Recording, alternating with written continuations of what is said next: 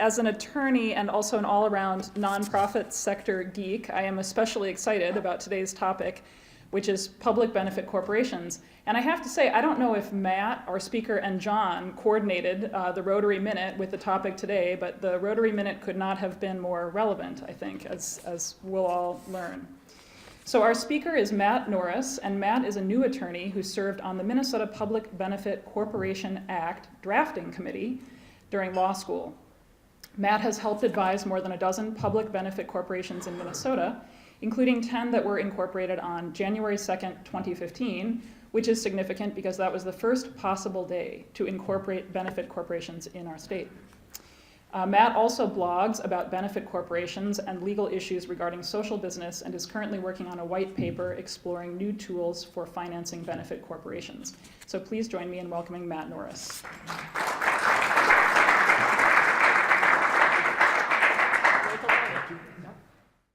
Thanks so much, Andrea, and thank you to everybody for inviting me here today.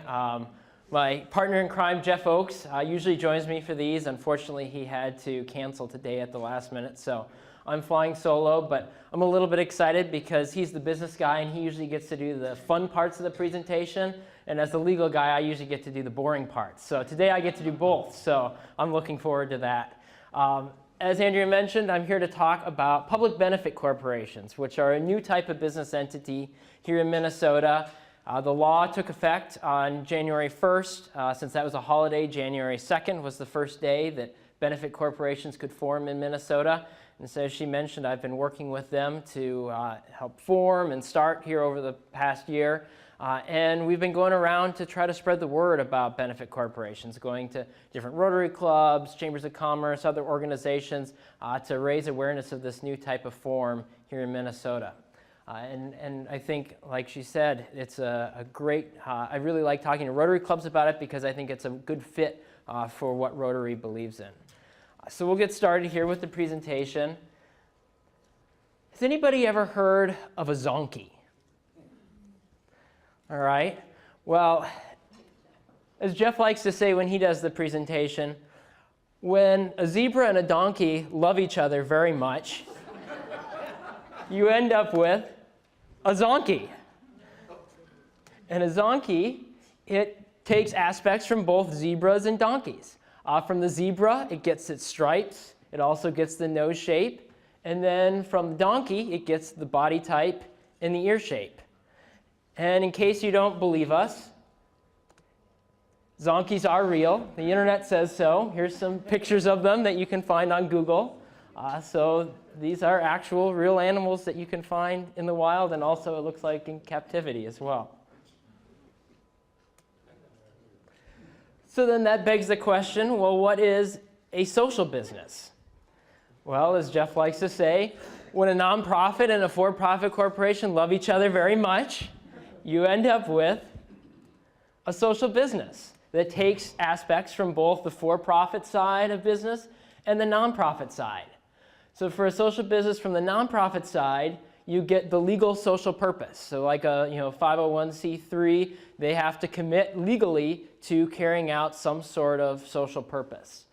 They also have to report on the impact that they're creating so that the public can verify that, yes, these businesses are actually carrying out the social purpose that they said that they would. From the for-profit side, you get the benefit of private ownership and profit distribution. So unlike a 501c3, where you can't have owners, you can't distribute profit out from the organization, these social businesses are actually for-profit entities where the owners are able to take a profit share from the corporation. What's that? It's like a campaign money for the election. A little bit, yeah. In some respects, it's kind of a hybrid like that. Social businesses, just like zonkies, are real. We've got lots of examples of them. Probably the most prominent here in Minnesota is Finnegan's Beer. I'm sure many of you are familiar with them. They're a local beer company that donates 100% of its profits to help hunger here in Minnesota. We've got other examples that I'll go through as I talk a little bit about the different types of social businesses that we have. So one construct, this is just brainchild, and I really like it. I think it accurately captures the range of social businesses here in Minnesota and across the country, even internationally as well. Social business in 3D. There's 3 types of social businesses, and they are characterized by social by sharing, social by sourcing, and social by selling. And I'll break down each one of those and give you some examples. So this guy down here in the bottom of the screen, we like to call him Kurt the Curmudgeon. And he's kind of skeptical of these social businesses. He says, well, this sounds, I don't understand why we need them or what the purpose is. And so we have Kurt put on his 3D glasses to take a look at social by sharing.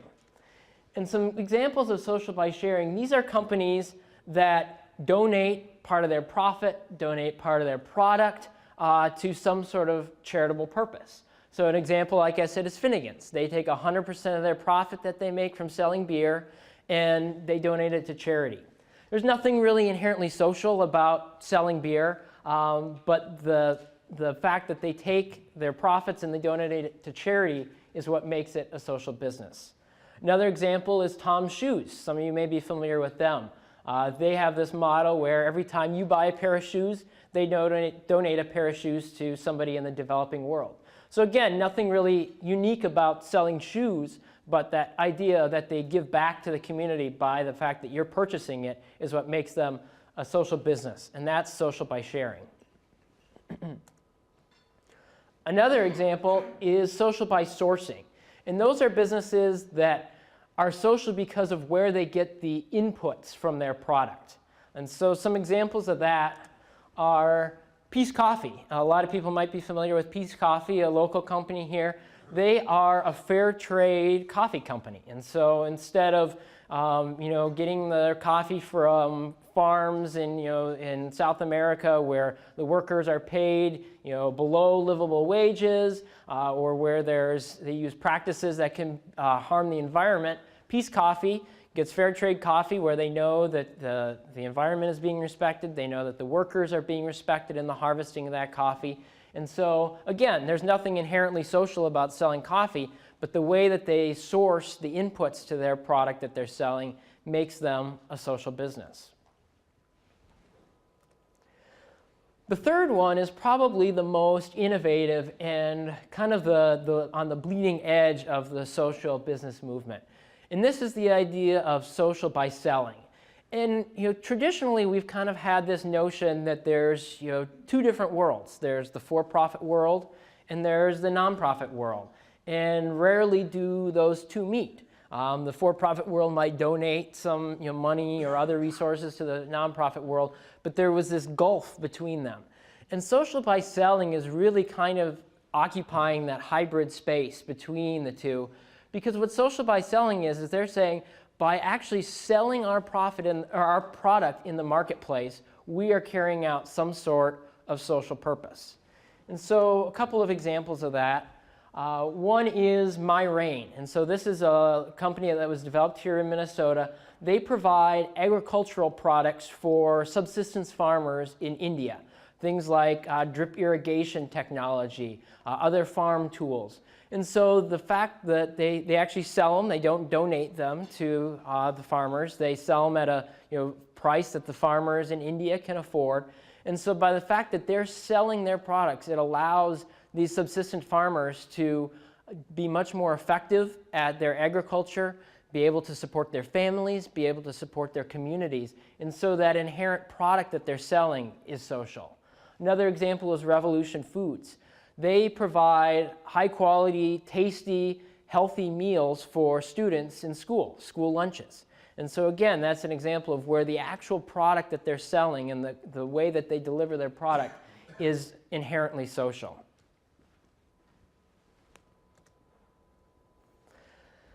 So I talked about public benefit corporations, and those are a unique type of social business, and I'll explain why they're unique in a second, but they've actually committed legally to being a social business. And so, like I said, they just took effect here in Minnesota on January 1st. The first ones were incorporated on January 2nd. Finnegan's actually converted to a public benefit corporation. They were an existing corporation before, and then they converted. Sunrise Banks, they are one that converted to a benefit corporation. Swim Possible is one of the clients that I worked with. She provides swimming lessons for students with autism. And she's got a very innovative curriculum that allows, that's really well suited for young people with autism. And so that's an example of the social by selling. The product that she's providing, the swimming lessons for people with autism, has an inherently social value. Another one is Min Farm.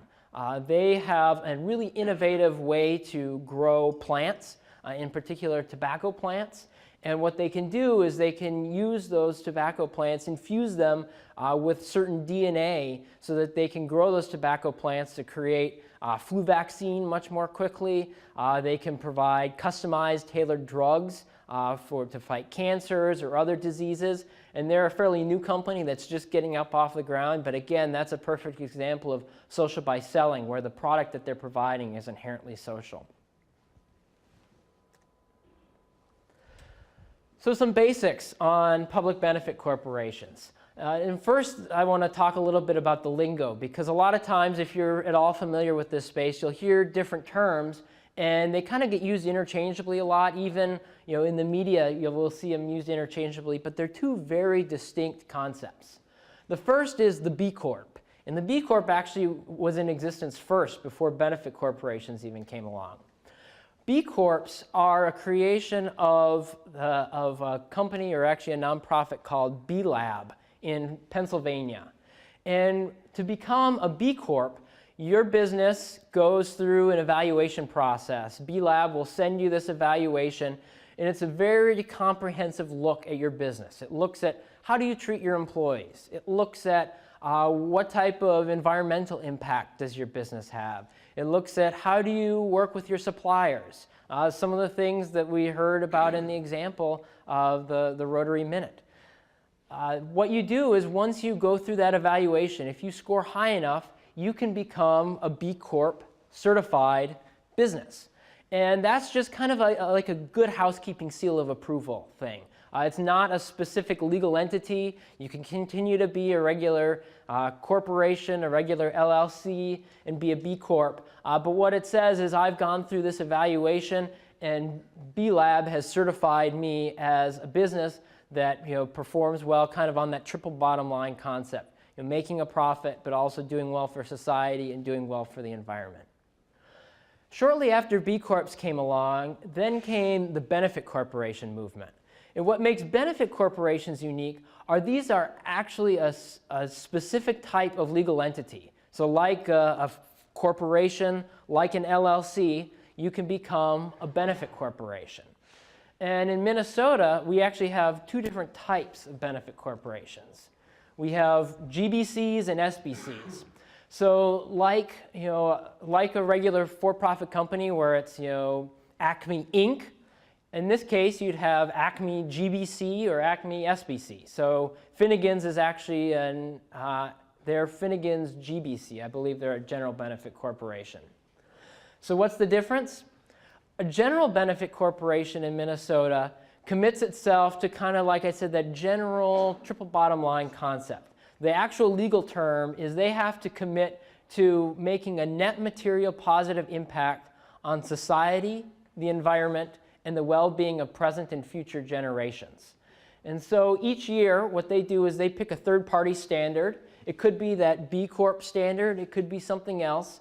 And each year, they go through at the end of the year and report their progress against that standard to what type of social impact did they make. And then they have to file that in an annual report that gets filed with the Secretary of State, and anybody can go on and check that and see what type of impact did they actually make. So the GBC is much broader. The other type is the SBC, or the Specific Benefit Corporation. And this one's kind of unique to Minnesota. What it allows is the business to pinpoint a certain type of benefit, public benefit, that they want to pursue. So it could be fighting homelessness. It could be cleaning up the Mississippi River. And so then what they report against at the end of the year is, what did my business do to contribute or impact that specific benefit that I have. So in the case of the Mississippi River, it could be, our employees donated 1,000 hours of cleaning up along the Mississippi River. Or our business developed a new technology that fought or prevented the spread of Asian carp into the Mississippi watershed. So those are the two types of benefit corporations here in Minnesota. Benefit corporations are a growing trend. We have them now in 31 states. Minnesota was about 26th or 27th. If you know anything about corporate law, you know Delaware is kind of the main place for corporate law.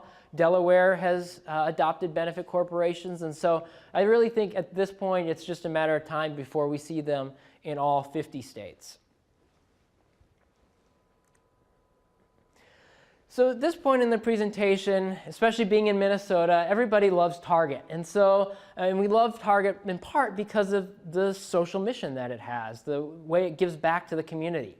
And so somebody inevitably raises their hand and says, well, but Target's doing all this good in the community already, and they're just a regular for-profit company. So why do we need these benefit corporations? And I think there's really three reasons why benefit corporations are unique and make sense. The first is that it protects the board and the management. So, Target gives back 5% of their profit to charity. And, most businesses, that wouldn't raise red flags or wouldn't get anybody up in arms. But what if Target instead decided, well, our board of directors has decided instead we're now going to give 50% of our profits to charity?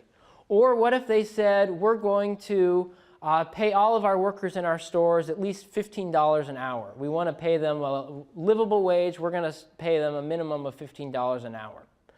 Well then, at that point, some of Target's shareholders might raise their hand and say, hey, under corporate law, existing corporate law, you have one responsibility, and that responsibility is to maximize profit for us, the shareholders. And the fact that you're paying these workers $15 an hour or donating 50% of your profits to charity is cutting into that. Well, with benefit corporations, the legal form provides protection for the board of directors and the management to make those types of decisions. So in their articles of incorporation, they've said either we're a GBC, we're pursuing this triple bottom line concept, or we're a specific benefit corporation. And then if the specific benefit corporation says we want to clean up the Mississippi River, and the company decides we're going to donate 50% of our profits to cleaning up the Mississippi River, well then the board of directors cannot be sued for that decision because they're keeping in line with the purpose that they've put in their articles of incorporation. So that's one benefit that benefit corporations provide. The second is it locks in the social purpose. So we saw just recently with Target that they announced that they're going to be shifting away from education focus in their giving. For years and years and years, they gave millions of dollars to education, and they just recently announced they're shifting away from that. Well, what if you were a consumer who went to Target because you really believed that, I like the fact that they support education, and now all of a sudden they're shifting their focus away from that? Well, with a benefit corporation, you're protected from that shift, whether you're a customer of the corporation or whether you're an investor in the corporation, because in their articles of incorporation, they've locked in that social purpose. And there's a really difficult bar to meet in order to change it. So if you want to say you want to invest in an organization that you know is committed to supporting the arts, or you want to be a customer that frequents a company like that, well, if you do it to a benefit corporation, you can rest assured that they're not going to be able to easily switch their focus all of a sudden and start, supporting something else, or even, abandoning any social purpose entirely. The third reason that benefit corporations make sense is that they ensure transparency in the marketplace. So Target says that they give 5% back to shareholders, and especially being a public company with some of the disclosures that they have to make, there's really no reason to doubt that Target is doing that. But what if you have another smaller company that comes along that you say, they're proclaiming that they're donating 100% of their profits to helping this charity. And you decide, well, I want to buy Finnegan's beer because they donate all their profits to hunger. Or I want to invest in a company because of this social mission that they have. Well, benefit corporations each year have to file an annual report, like I said, with the Secretary of State. And that report is publicly available, and they have to say, what did I do this year to pursue the social purpose that's articulated in my articles of incorporation? So then as an investor, as a consumer, as the media, you can go look up that report, and if the benefit corporation says, well, my social purpose is to prevent deforestation by planting trees. And in their benefit report, they say, in 2015, we only planted 10 trees. Well, they're probably going to get exposed by the media. They're going to get exposed by customers and investors. And that's one thing that's unique about the benefit corporation structure. Unlike a 501c3 where there's an attorney general and the IRS that's overseeing the work that they do, the enforcement mechanism for benefit corporations is the marketplace. If you've got a benefit corporation that's holding itself out there in the market saying, we're doing all this good, but then when you actually look at their benefit report and you see they're not actually doing that, or they're only doing a small little bit, well then they're not going to be able to attract the investors who are investing in them because of their social responsibility. They're not going to be able to attract the customers who are frequenting their business because of the social purpose.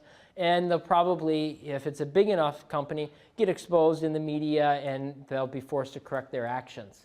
And so benefit corporations, prior to this, social businesses could operate and say, we're doing all this social good without there being any check on those activities that they're carrying out. And so benefit corporations allows you to actually go and verify that the company you're supporting is doing what it says it is in the social area. One other unique thing about social benefit corporations, and this is something Jeff and I are actively looking at exploring, is what are some different sources of capital that benefit corporations could tap into that regular for-profit companies cannot? Especially because some of these businesses, for instance, the one with the pharmaceutical drugs, they may come up with some drugs that may not be attractive to for-profit investors because they treat a disease that primarily occurs in the third world, or there's only a certain number of individuals who are afflicted by this disease. And so it doesn't make sense for traditional for-profit capital to invest in it. Well, are there some other sources of capital that these companies can tap into that allow them to carry out and bring to the marketplace these social products? And in particular, what Jeff and I are looking at are called PRIs, or program-related investments.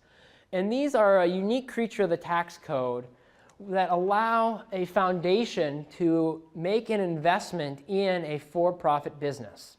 Now, typically when we think of foundations, we think of them as grant-making entities. They have money, they grant it out to organizations that do great work, and then they never see the money again. PRIs are unique because it actually creates a loop where the foundation is able to recoup those dollars and deploy them over and over again. And so what it is the foundation makes a loan or equity investment in the benefit corporation. It has to be a below market rate investment, and so you have to prove that it's below market rate. And it also has to be to support some sort of charitable purpose. But that's why these benefit corporations are well suited for them. Because in their articles of incorporation, they've said, we are going to, create drugs for the third world, or we're going to provide swimming lessons for autistic children. So the company gets this PRI, gets this loan or equity investment.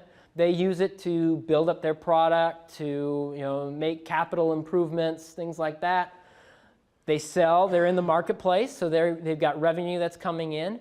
Eventually, that loan or equity investment gets repaid to the foundation, and those dollars can then be redeployed by the foundation again to another benefit corporation, or if they want, they could give it out as a grant to a nonprofit corporation. And so this is really a unique tool that we think can really unleash a lot of social innovation. Jeff and I are actually on a steering committee right now with a private foundation here in Minnesota that's piloting these PRIs. We're going to be making 2 of them in the first quarter of 2016. We're going through the diligence process right now with 2 benefit corporations. And then we're also expecting that we're going to be getting some additional capital into the foundation that's going to allow us to make additional PRIs throughout the course of calendar year 2016. So that's another thing that really makes these benefit corporations a unique and exciting entity. So some next steps. If you're interested in benefit corporations, how can you get involved? One is you can visit our blog. Jeff's company is Hooley Consulting, and he's got a blog on there. I've blogged on there. Jeff blogs frequently. You can read more about benefit corporations and social businesses. Feel free to follow up with me afterward, and if you've got questions, I can talk about those.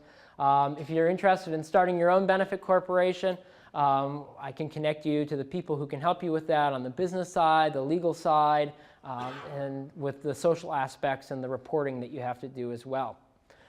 So at this point, I will go ahead and open it up for questions. Yes? So there's no really tax code for B Corps? Nope, you're taxed just like a C Corp, S Corp, Whatever you're LLC set would up be. as is Yep, how you tax. exactly. Was that your question, or?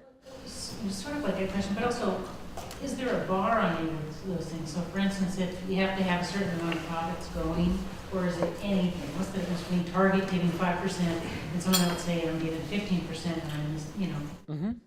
Well, and that's, so there is no requirement or threshold or anything, and that's kind of where the marketplace solution comes in. Is there the risk of what we call greenwashing with these, where you could have a company that, yeah, they only donate 15%, and you say, well, what's really the difference, and they're holding themselves out as this? Well, then, that's where we expect that, with the public reporting, the media, the customers, the investors, that, if you're trying to kind of game the system, that you'll eventually get exposed, and, if you're a customer and you're looking at the benefit report and saying, well, they're only giving 15%, why would I visit them rather than Target? That's where that marketplace idea comes in and allows the marketplace to fuel whether this is a benefit corporation that you want to actually frequent as a customer. A curmudgeonly question. Yep. Mm-hmm. I was hoping that you would have a slide that was the analog of the here's why traditional for-profit corporations are falling down, or where there's a gap that needs to be met, and you did a good job of explaining that.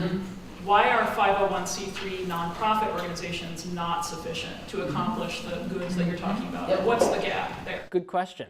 And so that's one thing, and we were very sensitive about it in the legislative process and even now. And I think some people in the nonprofit world get worried and say, is this the end of nonprofit organizations as we know it? And I think there's plenty of room in our economy and in our society for all three types of entities: purely nonprofit 501c3s, social entities, these social businesses, benefit corporations in the middle, and for-profit entities.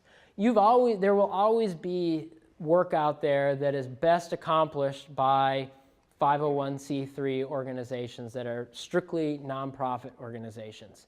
But what we're seeing is there's this kind of hybrid. There's a demand among it for social entrepreneurs, people who say, I want to start a business, but I also, in doing so, want to give back to the community. I don't want my business to be solely about profit, and I want there to be some way, one, where I can protect myself if I choose to do that, and two, where I can market myself and have a way to distinguish myself in the marketplace as a company that's committed to my social purpose. But two, I think there are certain kind of segments where there's social goods or services, but the business innovation, the business capital, the for-profit motive helps to bring them along. For instance, MinFarm, I think, is a great example. They've got a very innovative technology, and the guys who behind it are motivated in part to bring that technology to the marketplace and explore the amazing solutions it can have for people's health because they can make a profit on it. If they were just doing a nonprofit where there wasn't that profit motive, yeah, they might still want to do it because they're good-hearted guys. But the fact that they can do good and also make a profit while doing it, I think is a real motivator for a lot of entrepreneurs. And so that's, I think, where the distinction or what the motivation is for the difference between the 501c3 and a benefit corporation. Yeah. I have a Finnegan beer question. Yep. Given that under the Internal Revenue Code, corporations can deduct 5% of income, Yep. are they just choosing to pay the tax then? And then define what's left as part of their 100% contribution? I can't say for sure with Finnegan's because I don't know exactly how they handle their accounting, but I think that's probably how they're doing it. There's another question in all of this, if you're kind of an accounting or a tax person, that's fun to play with, and we haven't really figured out the answer, and it kind of goes along those same lines, is, so say you don't do 100% of your profit to charity, but you give a certain percentage to charity, or you're giving some of your money to carry out your social purpose in other ways. Is that a tax-deductible donation, or is it a marketing expense? And depending on how it's treated and classified, there's tax implications for the business. And so that's one thing that the CPAs are trying to figure out right now is how do you treat some of those questions in terms of taxes and accounting. But yeah, I can't speak specifically to how Finnegan's does it, but you're right that there is the certain threshold on what you can write down, and then yeah, I think eventually they just write off the rest and they pay taxes on that portion, and then what's ever left they donate to the food shelf. Yeah. And follow up another Finnegan's beer. Yep. Yeah.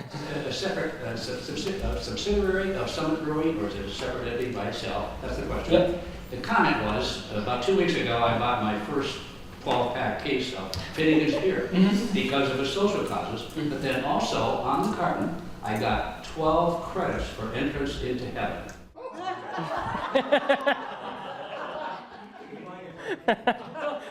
So, unfortunately, we weren't able to work that into the law, so that doesn't apply across the board to benefit corporations. Go buy Finnegan's. There you go. Yeah. Yeah. So Finnegan's, to answer his question, Finnegan's is a separate entity. Summit actually brews their beer, but Finnegan's is a separate entity, not under the umbrella of Summit or anything like that. And that's a perfect example of one of the reasons why people like to shop at social businesses is you get that feeling of knowing that the product that I'm purchasing, if I can choose between buying Finnegan's or buying Bud Light, I'm going to choose Finnegan's because I get the 12 credits in heaven as well. Yep. Who determines the social benefits that are acceptable for this? Some of us might not support that heresy from the Finnegan's Corporation. Yeah. So that was a frequent question that we had when we were at the legislature, actually. And trust me, the legislators came up with all kinds of crazy ideas for things that you could potentially support with a benefit corporation. And there really is nobody who's in charge of it, at least from the government perspective. And in reality, it's all of you. And that's similar to a nonprofit organization. If there's a company out there that's a benefit corporation that their social purpose is something that's so beyond the pale that nobody's going to support it, well then they're not going to get investment, they're not going to get customers. But that's the same thing with a 501c3. The IRS, yeah, you have to be within an educational, science, things like that. But within that, I think we could all come up with examples of organizations out there that have 501c3 status right now that most of us would not support. And we simply don't donate to them or support them in other ways. And so that's similar to this, where if there's a social purpose that these businesses have that you don't support, then you can choose not to become a customer or an investor. And if it's something that's truly heinous, they're never going to get off the ground because they're not going to get the investment in the customers that they need to thrive as a business. So that's again where that marketplace serves as the check on how these benefit corporations operate. Matt, are you willing to stay and answer some additional questions? I am. I'd be happy to. So great. Thank you so much. Stay here, Matt. Okay, Matt. In appreciation for your speaking presentation today, a donation to End Polio will be made in the name of End Polio Now, which is the signature project of Rotary International. In the early 1980s, there were 400,000 cases of polio in the world. each year, and Rotary decided to join with other organizations to lead the eradication of polio. We are so close to eradicating this devastating disease. This year, 2015, we have had 56 cases, which have been limited to 2 countries. And that is in comparison to last year, there were almost 300 cases this time last year. So a fabulous job.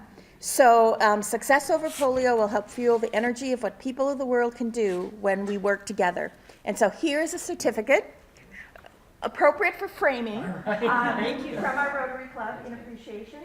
And here is a pin from Rotary now. Thank you very much. Thank you.